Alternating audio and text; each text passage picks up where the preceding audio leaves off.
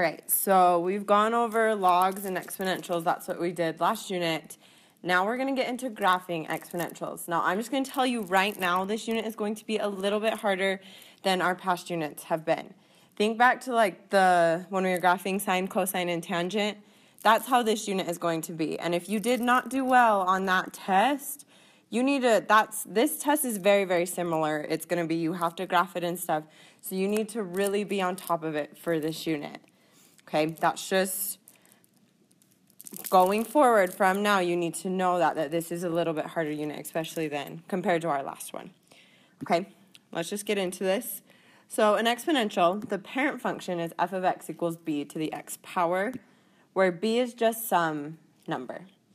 Okay, it could be 2, 4, 5, it could be 1/2, it could be 0.4, it's just some number. Now if b is greater than 1, that's an exponential growth. And the function is increasing. Okay, if b is less than 1, that's an exponential decay, and the function is decreasing. Okay, so as we go left to right, it gets smaller, and if it's a growth, it gets bigger. I'll show you that when we get to graphing these. Now, the asymptote is a line which the graph gets really close to, but it never crosses. And this is usually represented by a dotted line. Okay? So let's just get into graphing these. So what we're going to do to graph these, if we have f of x equals 2 to the x power. First, my b here, so I'm going to write this on here, so b equals 2, which means this is going to be an exponential growth. So this is going to get bigger. Make sure you write this down. That's going to go away because I can't figure out how to make it stay.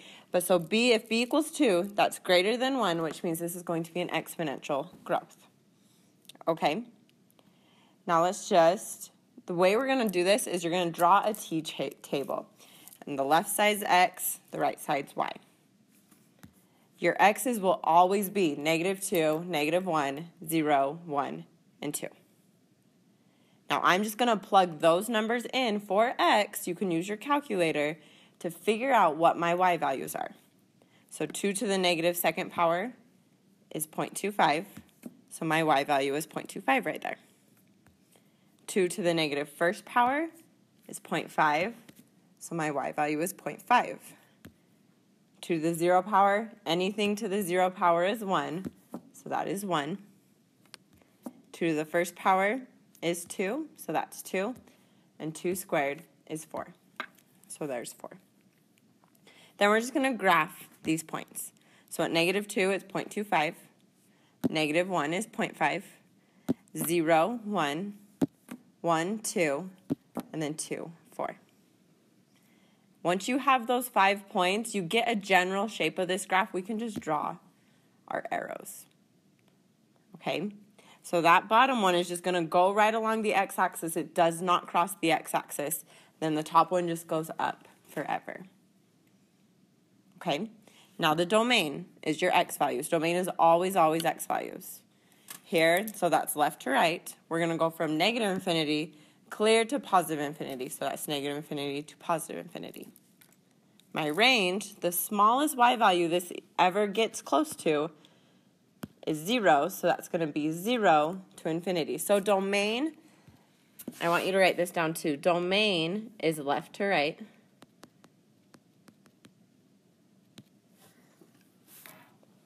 That's your x values. And then range is bottom to top. Okay. So range is bottom to top. And then domain is left to right. So domain, it's just the way you read a book. For range, think of like the stupid Drake song. Start from the bottom, now we hear. So start from the bottom, then you go to the top. Okay? So that's just a way to kind of remember domain and range. Domain is the way you read a book, left to right. Range, stupid Drake song, bottom to top. Okay? That's going to go away. Now, end behavior. I don't think we've really talked about end behavior. So this part right here, as x goes to -infinity, f of x goes to some number, and as x goes to positive infinity, f of x goes to that little arrow, just you say it as goes to. That part never changes. So if we look at the top one, so as x goes to negative infinity, f of x goes to what? So as x goes to negative infinity, that's the left side of the graph. So this right here, this top one, that's the left side of the graph. So I'm looking at the left side. Where is that going? Well, that's going to 0. Okay, that's the left side of the graph is just going to get really, really close to 0. It's never going to cross it, though. It's just getting really, really close to 0. Now, for the other side, so as x goes to positive infinity, that's the right side of the graph. So I look at the right side. That's going up, and it's just going to continue to go up forever. So this is going to positive infinity there. Okay. Now my y-intercept is right there, so that's at 0, 1. Another way you could check that is you could plug it in. So we could plug 0 in. So we could do f of 0 equals 2 to the 0 power, which I know is 1. So then that gives you the y-intercept. Okay? And then my asymptote, it's always the same as whatever that value is for your range. So it's going to be y equals 0. And it's always y equals. Okay, for exponentials, the asymptote is always y equals. All right, let's do another example. So we have 2/3 to the x power. Oh, wait, I want to go back real quick. And then remember, this was an exponential growth. So this was a growth. You see how this is getting, it starts at the small values and it goes up. It's growing right there. So that's why it's an exponential growth. Okay? Now let's look at this one. Now 2/3 to the x power. 2/3 is less than 1. So this is going to be an exponential decay. Okay? And again, we're just going to start this by drawing our table. My x values are the same, so -2, -1, 0, 1, and 2. And then, so we're going to do f to the negative second power. That's 2/3 to the negative second power, which is 2.25. Then f of -1, so 2/3 to the negative first power is 1.5. F of 0 is 2/3 to the 0 power. Anything to the 0 power is 1, so that's 1. Now f of 1 is 2/3 to the first power, which is 0.67, just round it to the second decimal. And then 2/3 squared is 0.44, so that will be 0.44. Then we're just going to graph those points. So at -2, it's 2.25. -1 is 1.5. 0 is 1. 1 is 0.67. And 2 is 0.44. We have those 5 points, so we can see the general shape of this. Then you can just draw that. Okay, and now if you see here, this is a decay because if we go from left to right, this is getting smaller and smaller. Okay, now domain, that's your x values, so left to right. That goes from negative infinity to positive infinity.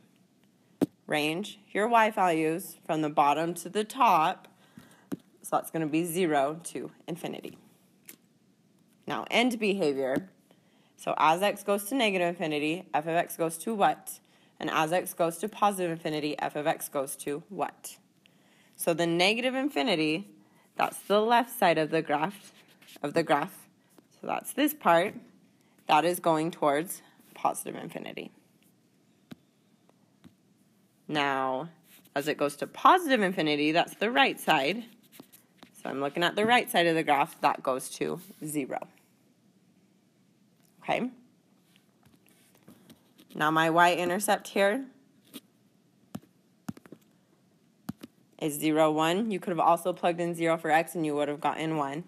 Then my asymptote is the same as whatever value is on my range, so that's going to be y equals 0. Okay?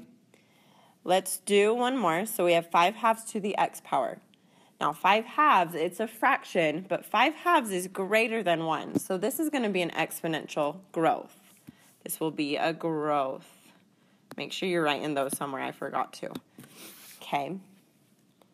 And then we're going to make our t-chart. -2, -1, 0, 1, and 2. So always stays like that. So f of negative 2, so that's 5/2 to the negative 2 power is 0.16. 5/2 to the negative first power is 0.4. 5/2 to the 0 power is 1. 5/2 to the first power is 2.5. And 5/2 squared is 6.25. Now let's graph those. So at negative 2, it's 0.16. Negative 1 is 0.4. 0 is 1. 1 is 2.5. And then 2 is 6.25. We have those 5 points. We get the general idea of this. So you can draw that. Then domain is your x value. So from left to right, negative infinity to positive infinity. Range is your y values. So from the bottom to the top. So 0 to infinity, because 0 is the smallest value this hits. And behavior, as x goes to negative infinity, so the left side, f of x goes to 0, because the left side of this graph is going towards 0. Then as x goes to positive infinity, f of x goes to positive infinity also, because that part's going to infinity also. My y-intercept is 0, 1. My asymptote is the same as the range, so y equals 0. Okay, remember to take the quiz. I will see you guys tomorrow.